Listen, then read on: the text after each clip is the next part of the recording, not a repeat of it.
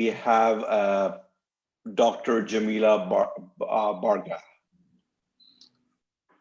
Okay, the last one. Correct.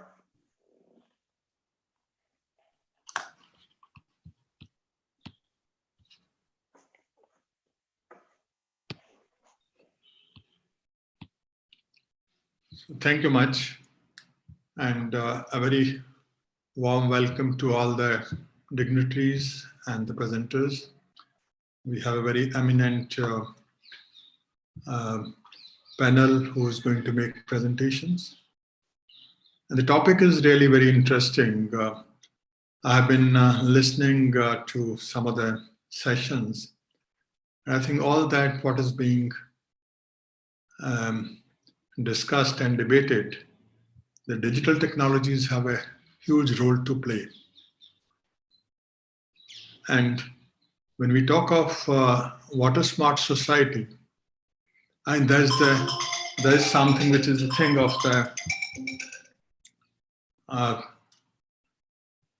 the future, but we have already started using these technologies in a big way.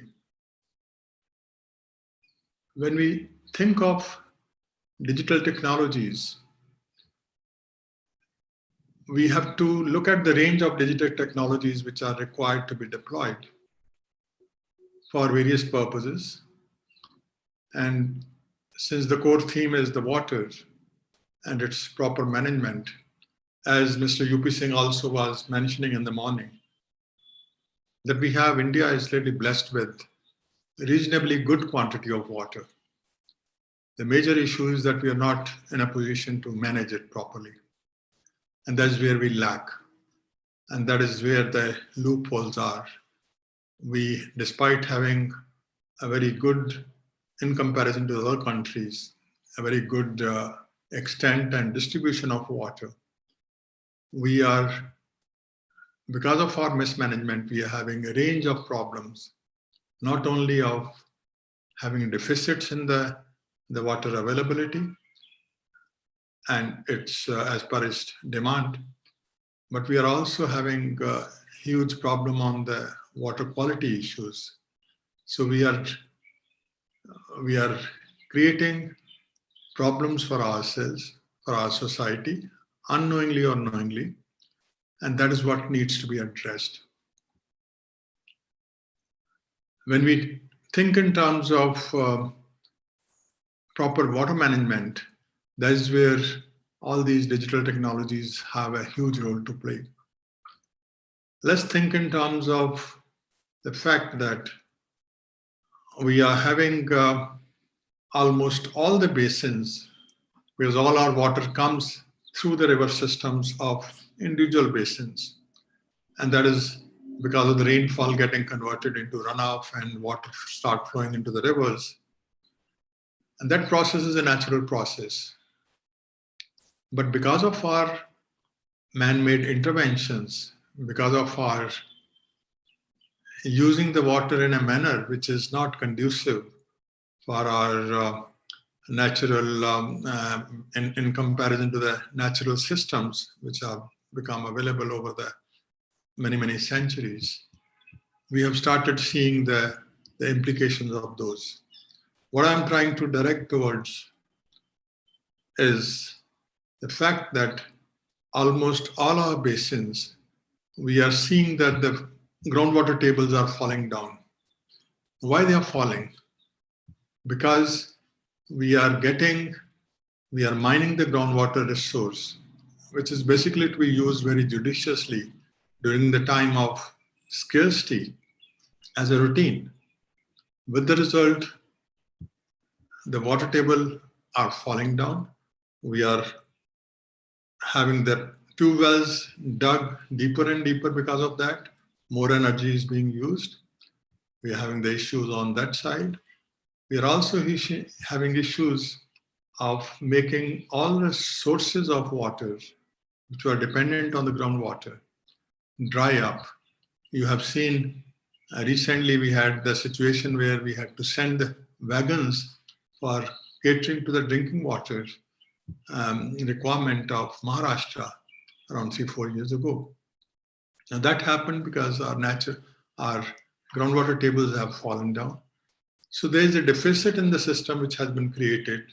We need more water to be used, and that is the implication is that the groundwater tables are almost depleting, and the groundwater table is falling down in almost every river basin and almost every state. This is a very dangerous situation. I'm not still talking in terms of the climate change implications, which has a huge implication on the water resources as such. But even without that, we have created a situation for ourselves where we are not able to cope up with the requirement. And if we analyze, that is what we try to do at a bigger scale at the basin level, we find that our demands are way above the availability of this natural resource,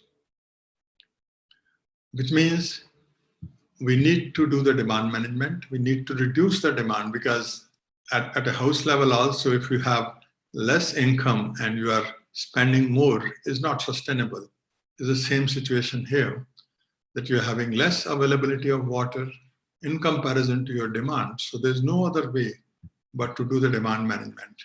So when you are thinking in terms of the demand management, you have to look at a range of users. Everybody is a user of water. You have to look at where the demand is maximum. So in our country, the maximum demand is of agriculture. The irrigation demand is the maximum. 85% of water is being used for irrigation. And that is the sector in which the efficiency of water use is the minimum. We are having efficiency of around 30%. So you need to use the digital technologies there. You need to use digital technologies to evaluate what is the efficiency of water use, change the irrigation methods, so as to, even if you get additional water use efficiency increased by around 20%, you will generate a huge amount of water. So I think that is one sector which needs maximum attention. I'm not saying that the other sectors are not important. You need to reduce the water consumption everywhere, in the industries, in the domestic areas, the domestic water supply. There also we waste a lot of water. So if you see, with respect to the problems, where the technologies, what kind of technologies are required to be deployed, basically all these technologies take you towards having more information. First, you need to know that what is the status of water use in different segments, in different domains, in different sectors. That is where the digital technology have a huge advantage to make you know what is happening. Once you know what is happening, then the solutions can be found out, and then a continuous monitoring. So all of these sectors are basically very ripe for getting you the information and making management more effective, making the intent of your water use the way it should happen, and even keeping a vigil, because every user, when some users are very disciplined, some users are not disciplined. So even that is a very ripe kind of situation where your water digital technologies can play a huge role. So I think with that kind of background, which when you can keep on discussing these things endlessly, but in view of the time, which is a limited time we have at our disposal, I'll request our presenters to really make the presentations, and I'm sure that they will touch upon many of these aspects, where we will, all the people who are attending this summit and listening to us, they'll be in a position to really take away many such good options and good suggestions from these presentations. So let me invite first Dr. Hussain to make his presentation. And we'll like to keep our, we don't have any question answers. Do you have a time for question answers to be kept?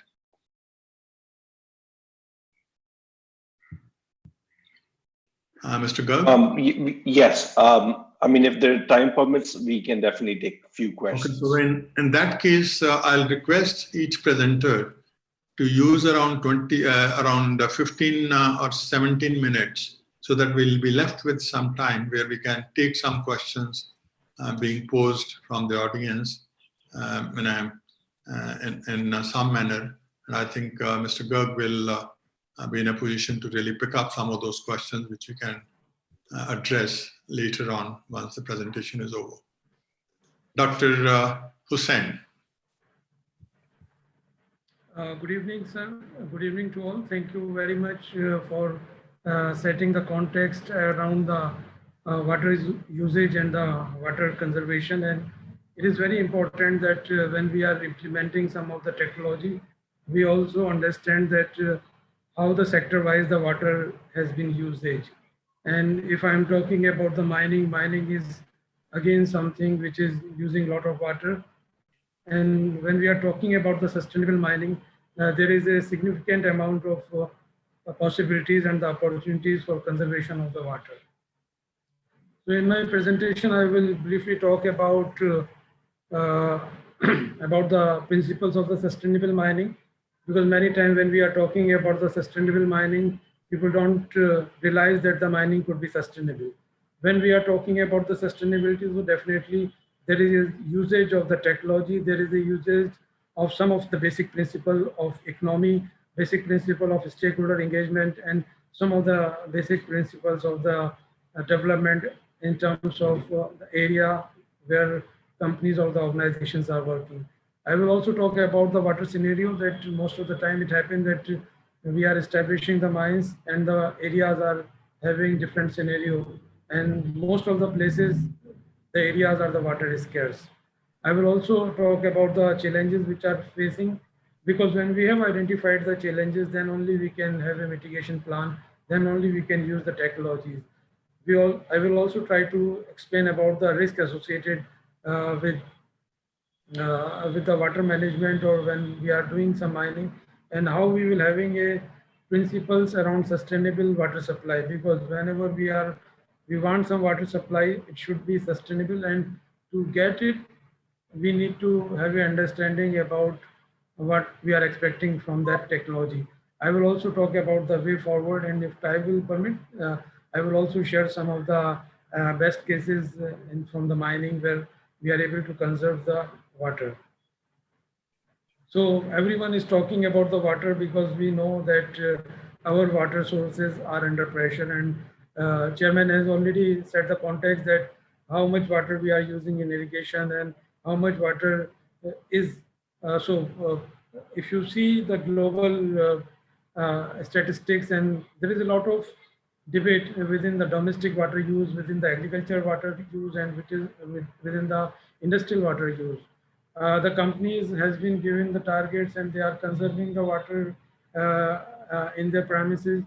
We are having a stringent law around it. We are having water policy. We are having water act. So all these things are now coming up, and when we are going and approaching to the government, getting permission for consent to operate, consent to establish. So under the Air Act and Water Act, we are given certain conditions. So for managing all these conditions, it is very important that we must understand about the sustainable mining. So sustainable mining is, this is a definition which is given by the Ministry of Mines in their Sustainable Development Framework, Government of India in 2011. The first time, so sustainable mining is not something new. When we want to conserve the resources for a longer time, when we want to reduce our environmental footprint, to have a maximization of profit for the people, all these components are part of the sustainable mining. In 2001, the ICMM, the International Council for Mining and Mineral, has initiated 10 principles around the sustainable mining. And in India also, the Federation of Indian Mining Industry has come up and collected the companies to have the sustainable mining principles. And that was the trigger when the government of India also utilized it. So briefly, I will talk about these 10 principles of sustainable mining.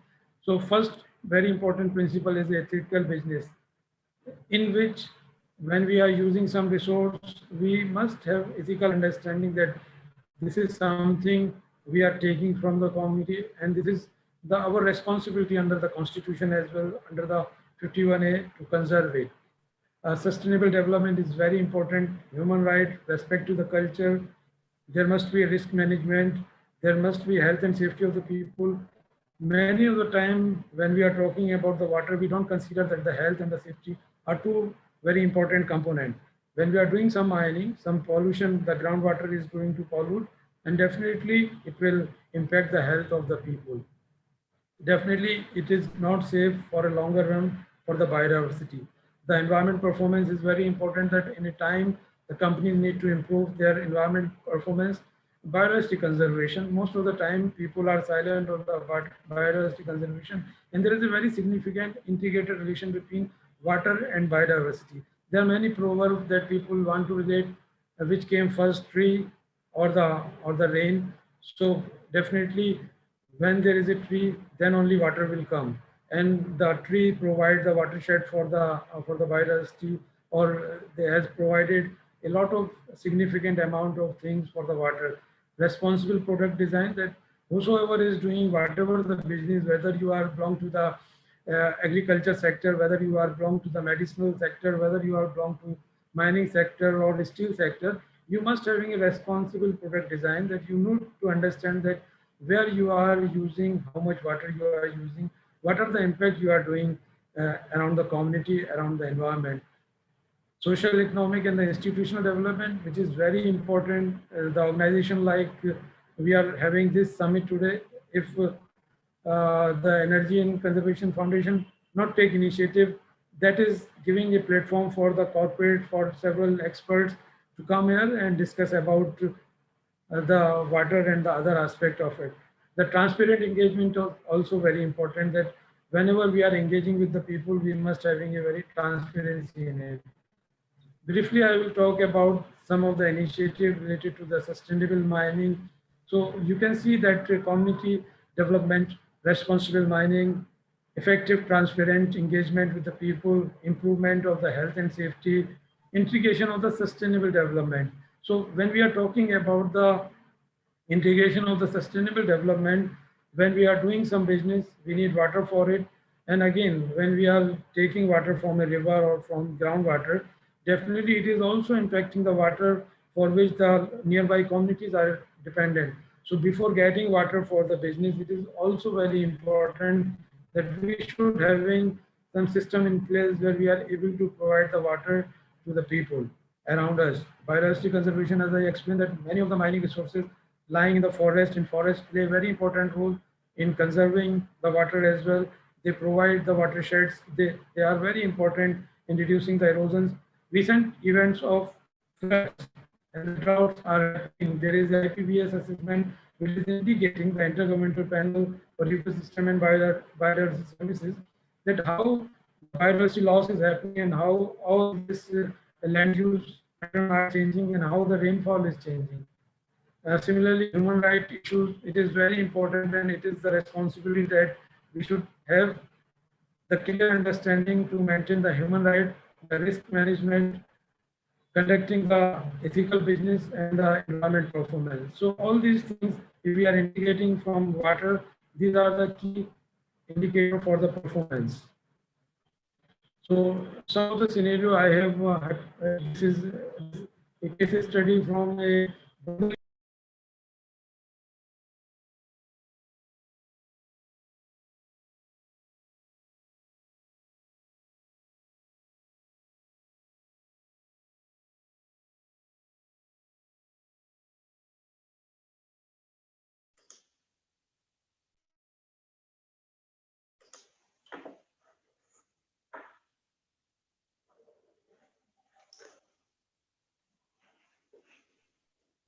It looks like Dr. Hussain might have dropped.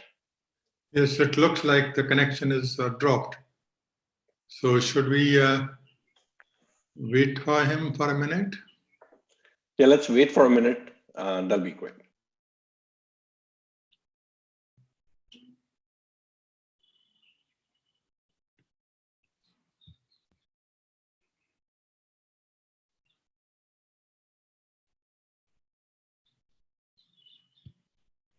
Where he's based? He's in Delhi or elsewhere? Sorry, I am not sure.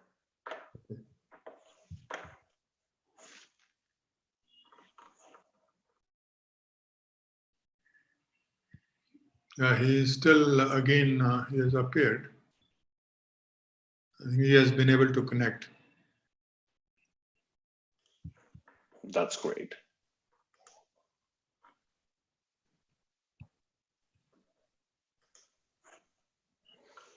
Dr. Hussain, have you been in a position to connect yourself again?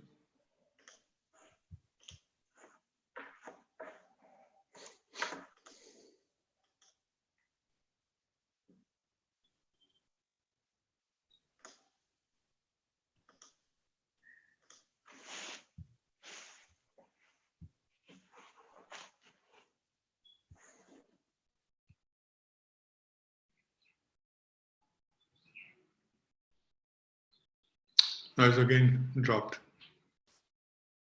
So in that case, we can start with the next presentation.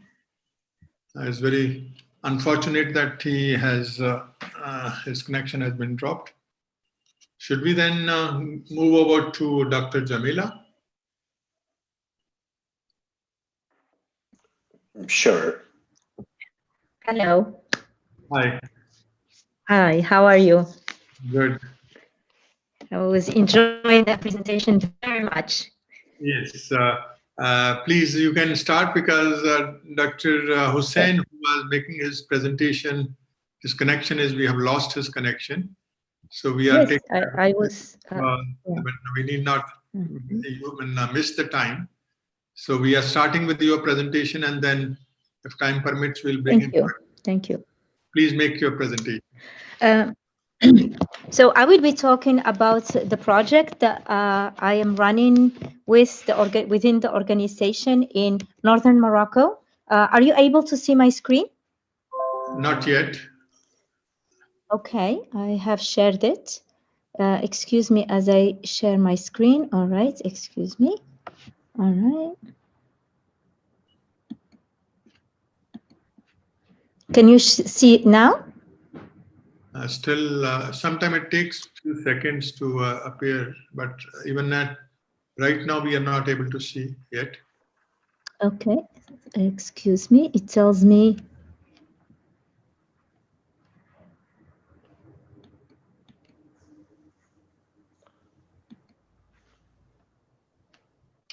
It should Dr. be Jamila, shared yeah. right now. Yes, sir. Okay, yeah. I just wanted to make sure we're looking at the screen, share screen button at the bottom, where you can actually share your Yes, desktop. definitely. Yeah, it's here. I pressed the screen and I am sharing the screen. I can see you. Yes. Oh, here it is. Sorry about that. I share this. Now I am sure you can see it. Right? You can see it right now. Sorry, we can't. Oh, you still cannot. Oh my God.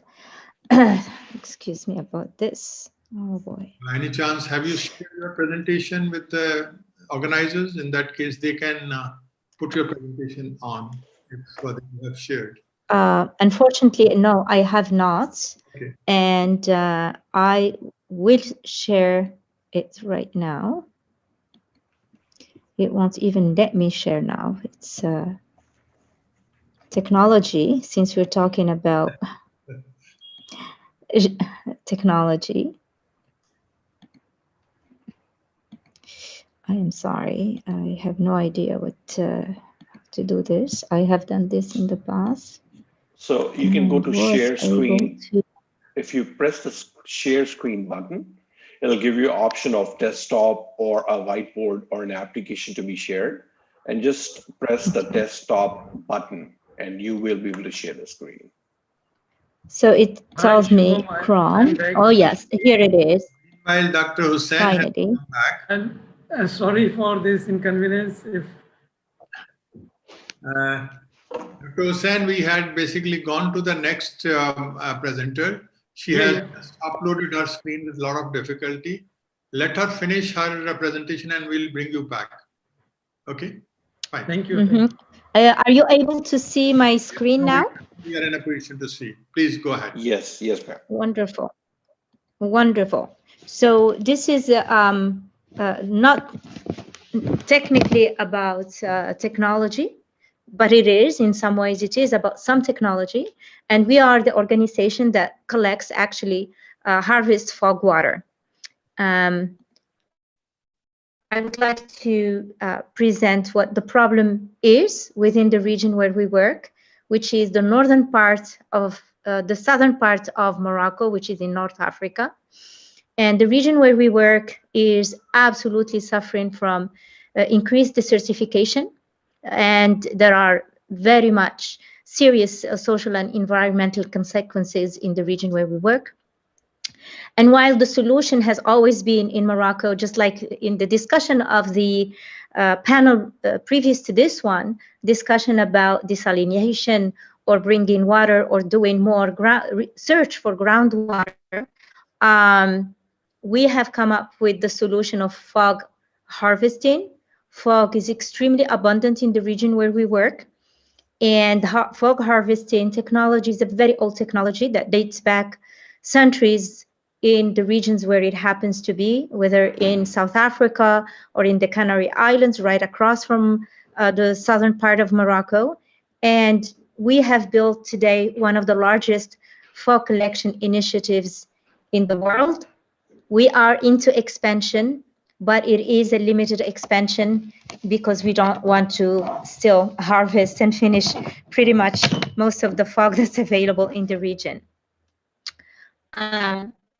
So I wanted to give you a little bit of a picture of where the project is. As I said, this is North Africa, the northern corner of Africa. We're located in a place where there is a lot of droughts and a lot of sand and a lot of deserts, but at the same time, there is a lot of wind that comes from the sea. We are in the Atlantic Ocean, and the region where we work, I have put a picture here to show you and illustrate the way the drought, how the drought has actually impacted the region. And while about 30 years ago, all of this region used to be absolutely green, just like in these pictures here, it has become much drier with the years because of the very low precipitation rates that have become more frequent within the last 30 years. The local resources for livelihood have been seriously compromised. We are right now watching, or at least before the setting of the project, massive migration from this region of the world, of the country, into cities, into larger cities. People looking for means of supporting themselves, absolutely normal. Most of the wells have been desiccated. The drop, there has been a serious drop in the groundwater. For instance, we used to dig about 30 to 40 meters to find water. Today, we have to go much further into the hundreds, sometimes even 300 to find water, and yet we don't find it. And most of the ways of living, which is the apiculture or the livelihood agriculture, have been compromised. And women are the ones who are guardians of the water, and they are the ones who have to walk something like 3 hours a day to be able to get a little bit of water, averaging about 30 to 60 liters for a household, with a mean average of consumption that apparently, well, not apparently, we have done the research, and the mass is about 7 liters per person per day, which is extremely low according to the World Health Organization standards. So I want to show you this film, but I don't know if I can. It's not a long film at all. I just want to show you the technology so that we know what we're talking about. I'm just going to take the, oh boy, I'm sorry, there's an ad now. Well, I'll come back to it later. Skip ad, there we go. I just want to show you the technology. and how the technology works. We have nets. The fog comes, pushes the technology, pushes the fog, then the water actually drops down into the gutters, and we collect that water and then store it and deliver it to the communities. So this is the fog. This is a region known for its very thick fog. Interestingly enough, this is it's called the fog seas, and it happens about 3 or 4 places in the world. It happens in California, it happens in Nepal, it happens in Morocco, it happens also sometimes in some part of South Africa, where we have this kind of atmospheric atmospheric presentations, I guess, manifestations, which are then collected. So I just wanted you to see, this is the image that I'm mostly interested in sharing with you, because it shows you how with one little drop, we're actually able to amass about 30 tons of water, an average mean of 30 tons of water that we share with the community members. That's that. Let me go back. So I always like to give a very quick overview about the history of the projects that we started actually in 2006. We have been very patient, and we did a study in 2006 and evaluated what is the amount that we can get out of fog. In the fog community, and there is a fog community working on fog collection projects, actually the idea is that we should be able to have a minimum of 5 liters per 1 square meter of nets that I showed you, in order to be able to launch a project and build it, because the project is quite expensive. And so we have been able to start building in 2011, and we have inaugurated finally with new design that was developed in Germany, was tried in Morocco in 2018, in order to give water to the communities. This is a picture of the place where we're located. We're pretty much high in the mountains, in the Anti-Atlas Mountains in the south of Morocco. And we are servicing now 17 villages, not 16. And one of the major issues that we've had in the past is actually logistics and getting all the material on top of the road, on top of the mountain. These are some of the effects that we've been able to kind of achieve. Some of the community members have returned actually to living in the countryside, and we've been able to have the communities keep their livestock, because they are mostly herding communities. Now, again, because we're speaking about efficiency, and efficiency can be not necessarily only electronic or using the new intelligent technologies, but it is also about the technology that we use. And so if in the history of fog collection in the Canary Islands, they have started using the dragon trees as a way of collecting fog, then we went into a different technology called the fog collectors. And those fog collectors are actually using a mesh that's called the Rachel mesh into the new structure that now we have actually developed and adopted in our sites, which is called the Cloud Fisher. And it is a 3D structure, like I have showed you in the film, that actually is able to amass a lot of water particles. We are looking into having a new dynamic system that actually will be able to siphon some of the fog, because the system as it stands right now is a very passive system. However, a lot of ethical issues are, you know, we're having, we ask some ethical questions, because who should we and can we take all the water that's in the fog? Are we not affecting on the long term the ecosystem? And all of these questions right now we cannot answer because we simply don't know.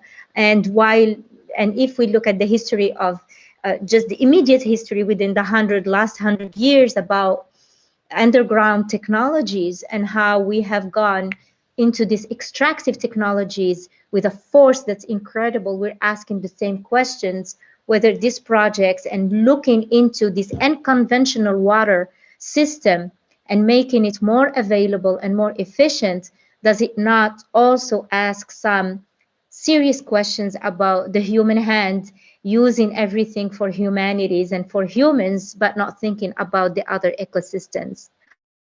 I'm not going to go into this, but I just wanted to show some of the images about where most of the fog collection projects in the world are located, or where fog is located. We are the only functioning and largest functioning one. The other ones, be it in Spain or in South Africa or in Namibia, mostly are experimental projects and very small scale. And now we're looking into getting more money to be able, as I said, to think about how we can explore more fog, but at the same time being careful and asking the questions, should we and are we allowed to do this? Because fog is not all the same. There are different types of fog, and the coastal fog is extremely thin, and yet it is everywhere. For instance, in India, in Rajasthan, there is a huge problem of droughts and lack of water and water scarcity, and yet there is a little bit of coastal fog, and there is dew. And there are techniques to gather this fog. However, these techniques are very, let's say, primary. They're very small scale. Their impact is not that important. So in cases like this, if we're going to go away from models of centralized water management, which personally I think, and given the experience I've been having with a lot of people talking about water scarcity in the world and listening to your presenters for these days, it seems very clear that we cannot only have a centralized system, because there is a lot of loss of water in leakages, in water that stays in pipes because there is not a lot of force to push it, etc., all these engineering issues. I think that more and more we're going into thinking about decentralizing systems and having a system that will only use a local resource. I think I will stop here. This is a picture with some of the women who used to walk for 3 hours to 4 hours a day to bring low quality water for their families and their animals, where they would go thirsty so that they give the animals and the children first to drink. A beautiful pictures that I hold very dear. And we have been able to impact the community. However, the road of research and thinking is still open. And I really look forward to hearing questions and discussion. And thank you for this opportunity to share our work with you. Thank you very much, Dr. Bhagat, for a very nice presentation. What is the mechanism for asking question? Do you receive question, Shubham, from the participants? Yeah, so, Dr. Gusai, I've not received any questions as yet, but as soon as I get a question, I will let you know. So that's fine. In that case, Dr. Jamila, I'd like to ask you a couple of questions. And this is very interesting. And the whole mechanism of collecting the water from the fog. So what is the per capita availability you can make available, or you have been making available through this process of having the collectors installed? And what is the cost factor? How much cost is incurred per, let's say, per 1 cubic meter of water being collected? Well, the project has been going on, as I said, since 2006. So it has been quite an investment in terms of funds. And we've had many and different and various funders. The whole project has cost us about 800,000 USDs, but it is from 2006 and it is experimental. Now we know that actually we can make this project and we have a figure. So the figure right now per meter, per liter of water, fog water, we have counted it about $1, which is still very high, extremely high. Now, the communities that we're working with we allow and we monitor, and we have a very sophisticated system for monitoring the water. There is about 26 liters per person per day is how much we allow. And this past summer, and with the lockdown, with the pandemic, we were really low on water. And so it was a huge issue for us to be able to have enough water for the communities for hygiene reasons. And so we bought water, actually, which has been a huge moment of discussion within the organization and within what solutions we can have when there is no fog, no rain, because fog is seasonal and we store it. And because community members, everybody, all the men who work outside came back, there was a peak in consumption of water. And so all the storage water, and we have about 700 tons storage capacity for water. All of it was used within a record time. Again, because all the community members came back, we usually have about 900 people drinking fog water, using fog water, not only drinking, but for other uses. And all of a sudden, that number went to almost 1,300 people. So our calculations and our provisions were a little bit off. And then there was no fog, and the fog comes only in a certain season, and then we store it, and there's all this kind of acrobatics for fog. However, despite all these limitations, I very strongly believe that it is an unconventional solution that serves its purpose for locality, and the price remains still high. And I believe the more we have been able to fabricate some of the parts of the cloud fisher products here in Morocco. So we have lowered the price, and now we're going into 6 more villages. The price will be much lower because we exported everything from Germany. Now we're not going to be exporting from Germany anymore. So we brought the technology back to some of the technology, not all of it, to Morocco. Thank you much. Any other question anybody has? I'll get back to you. I'm in a conference. I'll get back to you. Yeah, none from the audience at this point. Thank you, Dr. Jamila. It was very interesting knowing about you. You're welcome. Thank you. Thanks a lot. Thank you. Thank you. We'll move back to Dr. Hussain. Dr. Hussain, kindly resume your talk. You can start from where you left before the connection was lost.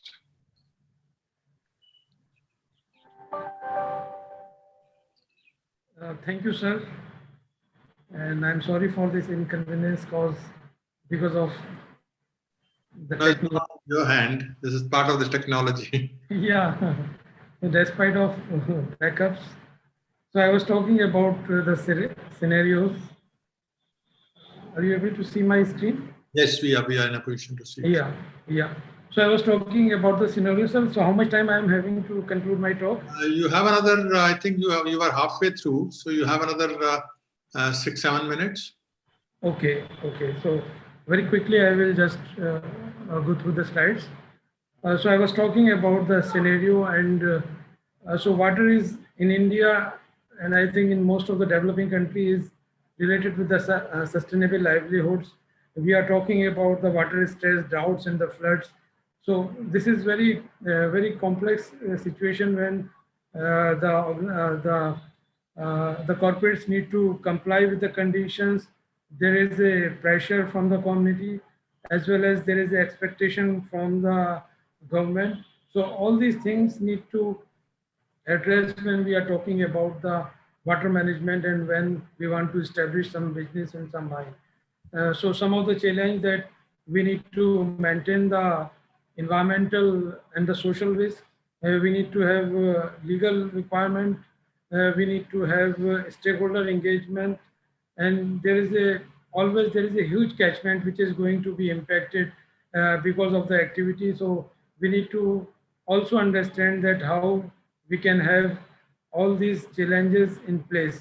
So this is one of the example where all the all the wastewater which has been treated and now provided to the township after cleaning it. So on one hand, it is solving the problem of water pollution. The other hand, it is providing the water to the communities. So some of the operational risks which are related to that, most of the time people only see the surface water, and in surface water there are the challenges to storing the water when there is a lot of rainfall is happening, erosion and the silt management and the discharge compliance of the water. The groundwater is another very important aspect whenever we are doing any mining. Most of the time when we go to the mine pits, we found there is a lot of water. So it has also happened that the pollution has happened because of hydrocarbon and the explosive and the seepages. Social and the political risk, again, there is a expectation from the community, there is a expectation from the government, and these challenges are always behind the business. So if we want to have a sustainable water supply, we need to understand that these risks need to be mitigated and these risks need to be addressed.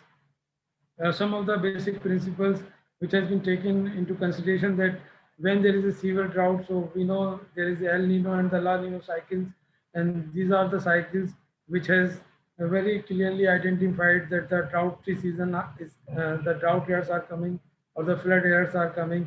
So we need to understand that if there is a severe season, there must be 2-season water supply for the business as well as for the community. Reduce, reuse, and the recycle is a principle or mantra to reduce the water demand or water dependency around the business. Contamination of the groundwater, which is another very big challenge. So it needs to be also designed in a water management that it should not be happen when we are near to the rivers or the water bodies. Then this is very important that we need to make such kind of plan that where the downstream water usage, which is basically hindering because of a business or mine settle on the upstream, it need to be managed, and the operation should have improved security. The meaning of that whenever we are consuming certain amount of water, we should consider that by implementing of rainwater harvesting and other infrastructure, we will able to provide the water to the communities. So if this is the case, if we are able to implement, so this is the result. You can see the outcome, the prevention of the pollution, minimization of the impact, the use and the reclamation, the water treatment and the water disposal. So water discharge and disposal is the maximum amount and which has reduced to a level. This is again from one of a mine site of Tata Steel. You can see a very basic dam has been constructed to improve the water quality. SDGs are very important when we are talking about water. So SDG 6 is related with the clean water and the sanitation. I'm not going the detail on this slide. I will share the presentation. So the way forward is that whenever we are implementing technology or when we are implementing the sustainable mining initiative or water conservation, we should having a very good understanding about water budgeting. Water budgeting is giving the understanding that how much water where we are using, from where we are getting this water, which type of gray water or we are producing, what is the quality of the water. The catchment treatment is something which is very important when we are working in an area, that it helps in improving the water availability. Village water committees are something that we can engage the local communities, take their help, provide them also the livelihood for establishing a network of committees which involve in water conservation program. And vital stakeholder is very important for it. There are few pictures from one of the operation in Jharkhand. You can see that drinking water treatment plant, the plant for removing the oil and the grease, the sewage treatment plant, and in the last photographs you can see a beautiful fountain and park has been constructed. All this water has been collected from the rainwater. So it is about 58,000 cubic meter water which has been collected in this pond. Few more pictures of the water initiative and the water conservation. So all the integration. So when we are putting the fountains, when we are putting the sprinklers, when we are putting the drip irrigation, all the system has been controlled by the advanced technology and IT to conserve the water. So again, water treatment plant in one of a coal mine where it is helping in saving about 0.24 million liter of water. You can see that some of the rainwater harvesting work has been done, which is again giving a capacity of 48 to 120 million gallon liter of water from rain. So all these small initiatives having a very strong impact. This is very unique thing that hexavalent chrome has been treated in the area where we are able to save about 125 million liter of water by application of advanced technologies. Again, effluent treatment plant, this is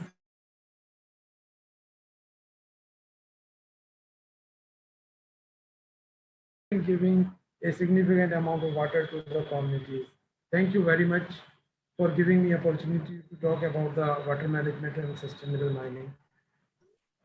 Thank you, Dr. Hussain. So any question has been received?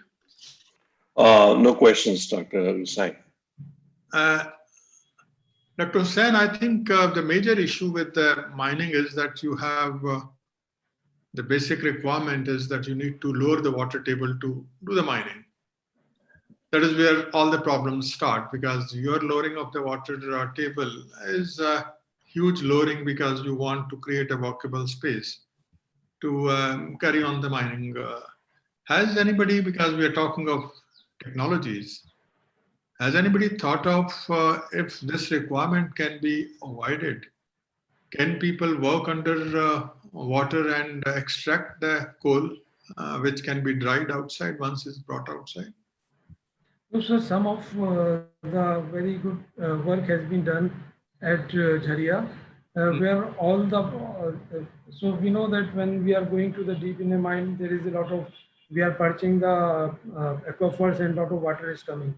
So all this water we are pumping out and the quality of water is also good.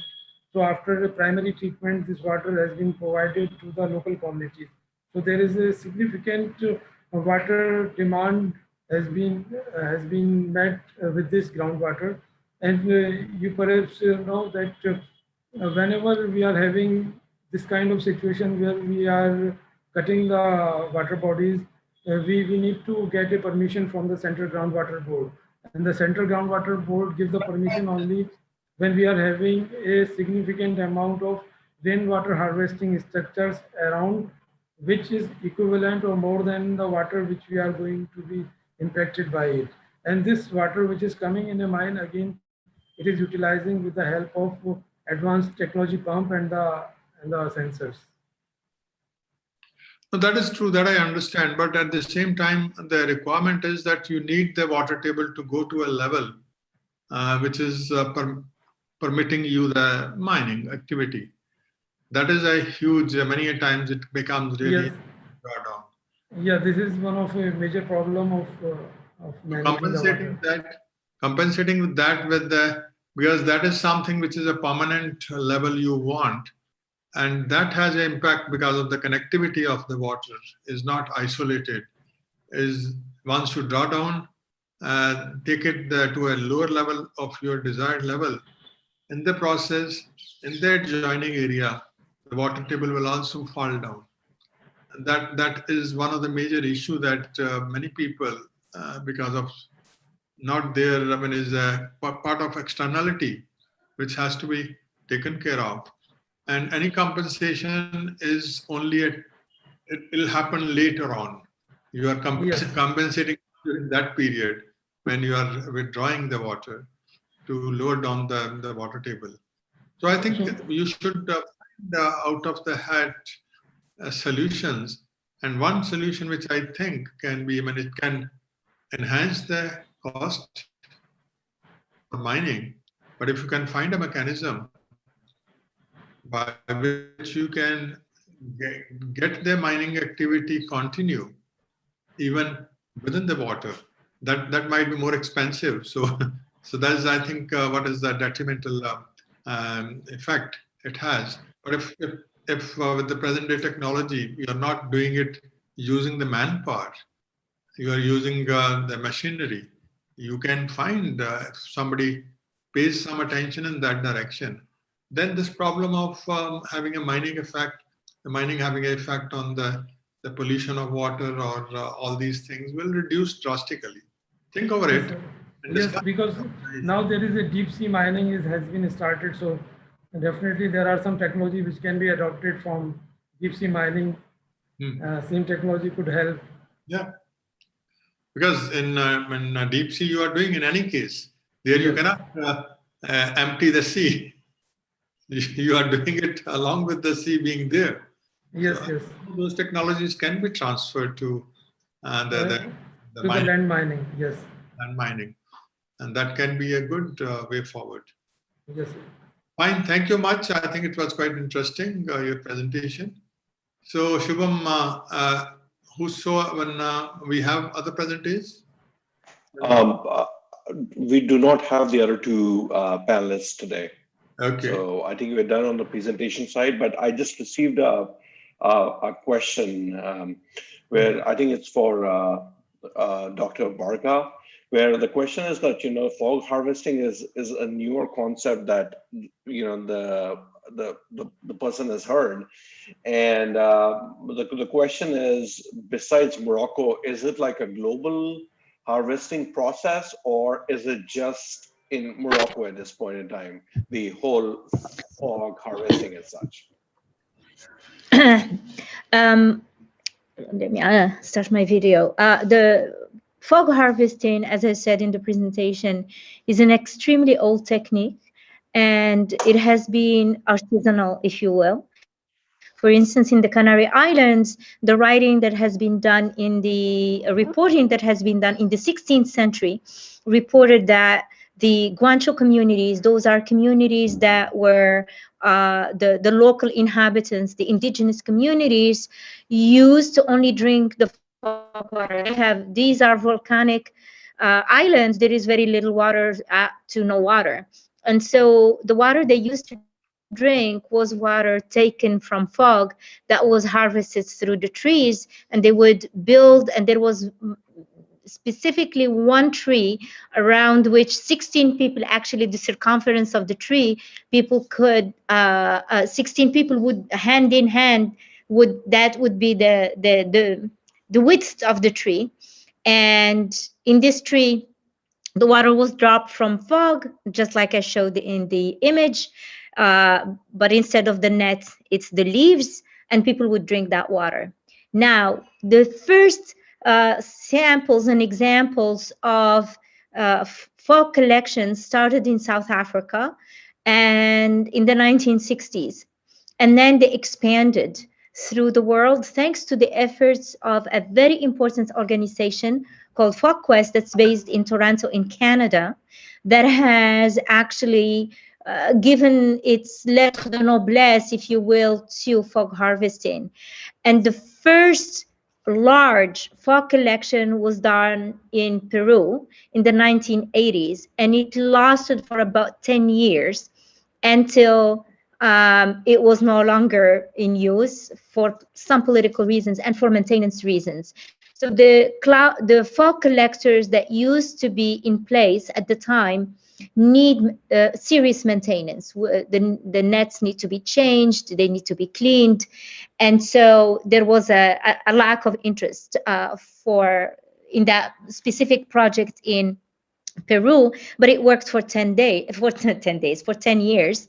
And now there are few projects going on in Gambia, here in the African continent. There's one project in Gambia. There is a project in Ethiopia. There is a major project in Israel. But they are experimental projects. They're not for drinking, you see. Some of them are used in school. For instance, the one in Gambia is used in school. And the ones in Ethiopia are also based in school because you need maintenance and protection for the nets. And there are ones also in Chile, very important ones in Chile. However, we remain the largest one and we are functioning. Now, the others are small scale, as I said, and there is a common understanding among all folks working on fog that we do not sell fog water. It's such a pure and rare and amazing invention that it cannot be reduced to the monetary value. There is one person in California who makes vodka out of the fog water because it's pure water. The proceeds of which actually go to water collection initiatives, and it's the vodka is called Hangar One actually, and I think it's only sold in the US. And there has been debates about what's going on in the US because the forests that has been burning in California have been watered by this fog. And so not that, this is a negligible amount of water that we're taking. We're speaking about millions of cubic meters of fog. And we don't have the conclusive science to really evaluate exactly whether we're making a dent or not. For the folks working on this kind of literature, the reviews that come out of the World Meteorological Organization is that it's very little, it's insignificant. However, research is right now really taking the pace to make it more productive and more extractive. And that's the whole question right now that's on the table among these folks. That's my answer. Great. And, as you mentioned about California,